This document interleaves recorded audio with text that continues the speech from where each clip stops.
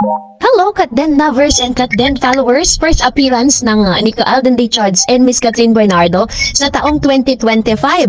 Abay, inilabas na kani-kanina lang. Ano nga ba ang nakapaloob sa balitang ito? But before that, of course, if you haven't subscribed yet to my YouTube channel, sa IG story nga po ni Miss Catherine Bernardo kung saan nag-post po siya ng ilan sa mga kaganapan niya 21 hours ago na meron po siyang parang endorsement shoot. At ngayong araw, 6 minutes ago, ay nag-post naman po ang AIA kung saan si Miss Catherine Bernardo ay siya po ay celebrity guest for today sa AIA Philippines 2025 Agency Sales Kick-Off January 8, 2025 Wednesday sa Mall of Asia Arena, SM Mall of Asia Complex, JW Jocno Boulevard, Pasay City. So, nagkumpisa po yung registration kaninang 12 noon and nag-start po ang program ng 1 PM. So, siya po talaga yung bumungad sa lahat ng mga taong naroroon na nagparehistro para po sa AIA Sales Kick-Off dahil po siya po yung tinaguriang celebrity guest. Tingnan nyo ha, ito po yung una.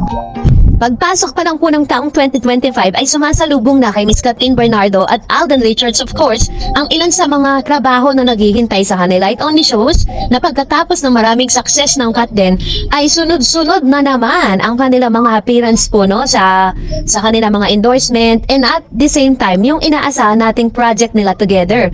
Pero pagkatapos po ng AIA Sales Kickoff na ito ay mas marami pa pong mga ganap si Miss Catherine Bernardo. Yan po ang deklarasyon ng kanya pong mga glam team dahil mas magiging busy sila this year 2025. At the same time, naglabas din ng article ng isang pinagkakatiwalaan na news outlet kung saan sinabi nga dito na parang nangangamoy or binabalangkas po ang tambalan ni Vilma Santos at Alden Richards.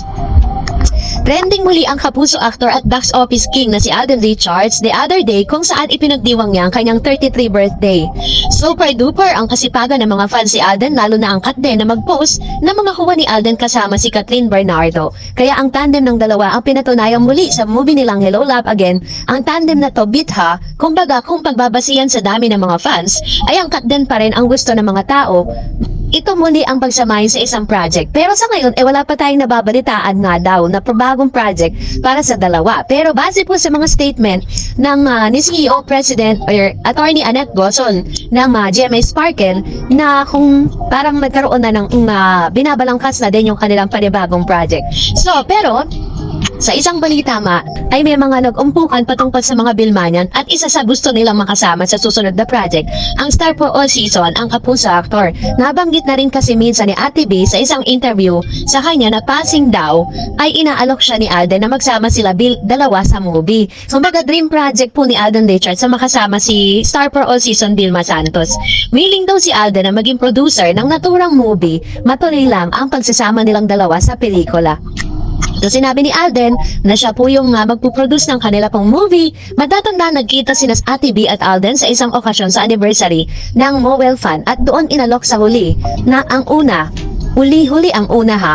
Well, sa nasagop natin sa naturang umpukan ng mga fans ay plano rin daw ang isang independent producer para sa movie project with Ate B and Alden as lead star. Samantalang latest din nang narinig natin ang bagong karir na inaharap daw may ni Alden bukod sa pagpuproduce, mukhang kakaririn din ng kapuso actor ang pagdidirect. Ito yung sinasabi ko sa inyo na medyo maglalaylo siya sa mga projects na i-offer sa kanya. Pero parang pagtutuunan niya ngayon ng pansin ang pagdidirect. Alam naman natin na pag sa direct, isa na lang yan. Pag meron lang projects, diba? And then the rest is puro pahinga na yan, ganyan. Mas marami talaga siyang time for himself. Pero isa sa posibleng matuloy ay masang serye na pagsasama ng Katden para sa isang TV show na malamang daw ay co-produce ng GMA at ABS-CBN. So, kung si Alden Richards at si Ate Bay magsasama sa isang movie, possible naman na ang gagawing proyekto ni Catherine at ni Alden Richards ay teleserye, which is talagang sumaya ang mga Katden fans dito dahil na nag-usap na po ang GMA at ABS-CBN dahil sa napakagandang collaboration nila at hindi lang po milyon kundi bilyon ang kanilang kinita sa pagsasama ng Katden. Kaya naman hindi raw talaga may aalis sa mga producers at sa ABS-CBN and GMA na muli ay bigyan ng proyekto ang Katden. So, ang tangi lang natin pong pwedeng may offer sa inyo ngayon is kailangan maging patient po tayo sa paghihintay. Kasi syempre pagpasok pa lang ng taon, uunahin po nila for the first quarter yung mga mauunang proyekto. No, paano natin sila inintay for 5 years ng kanilang sequel ng Hello Love Goodbye. Ganon din po yung pag-aantay natin pero hindi naman ganon katagal. So, antay natin yan at ihahatid po natin sa inyong mga balitang yan. of course, ngayon naman, mag-react naman tayo sa ilan sa mga komento at reaction po ninyo patungkol naman sa ating latest updates. So, unahin po natin ang komento mula sa isa sa mga Katden fans na nagbigay ng kanyang opinion. Let's start off with Mr. Renato Husayan. Sabi niya, actually, 1 year anniversary ng Stardust Bar ni Alden sa Jupiter Makati. Madaming picture yan, actually, but I didn't know na andyan pala si Alora. I think si Alora din ang nag-post ito. Late post nga lang, busy din si Alora sa sariling ganap sa family noon. Nakalipas na holiday, kaya siguro late na yung mga photos and videos actually.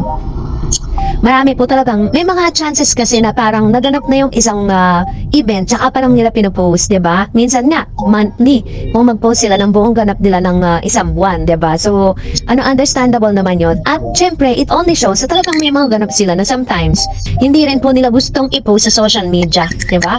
And sabi naman po ni Mr. Ireneo, fake news yan, move on na kayo mga Katniel. Katden na ang forever Katden, diba Mr. Reds? God bless po, ayan. Thank you Sir Ireneo. Ayan, dami kasi mga nagkakalat na fake news ngayon na hanggang sa ngayon talagang minamatch pa rin itong yung Katniel, pero parang wala na talaga. Oo nga, di yan totoo kung anong yan. Sabi ni Miss Vicky Paradina, yan ang suot nila nung nag-guest sila sa All Out Sunday ang Katden. So, ayun po, ibig sabihin pala, after po ng guesting na yun, damiretso sila sa Stardust Hotel or Stardust Bar na pag-aari mismo ni Alden. And sabi pa ni Miss Jaderish Harguadas, Miss Dars, correct ko lang po ha, kasi ayan po yung suot nila nung nag-guest sila, nag-duet sa Sunday Pinasaya ba yun? Basta GMA po yung araw ng Sunday na tanghali na panood ko po, ayan. Salamat po Ma'am Shia sa inyo pong mga komento at gusto ko po yan, yung pag meron po kayo narinig na, kasi sometimes hindi naman po talaga lahat is may hahatid natin sa inyo ng ng ganyan, di ba? Kaya gusto ko rin po na nagko-comments kayo at tinatama nyo rin yung mga bagay-bagay. Sabi ni Mr. Minya Mangilan, Katden lang Ma'am Dars ang pinakamasaya na love team ang buong mundo kasi napakasaya nilang tignan at walang fake. Kung tumawa, kundi puro saya at totoo ang kanilang tawanan. Hindi pilit ang tawanan nilang dalawa. Very true sila kung tumawa. Tawa. Ma'am Dars, maraming salamat po. Ayan, thank you so much, Ma'am Shiyaminya Mangilan sa inyo pong komento ha. At maraming salamat din po sa inyong palaging panonood po sa mga updates po natin at palagian po ninyong pagbibigay ng opinion sa mga bagay-bagay kasi napaka-importante po niyan. So, that's it for today. For more videos and updates, please don't forget to like and subscribe and please don't forget to follow my Facebook page, Dar Eds TV. God bless everyone!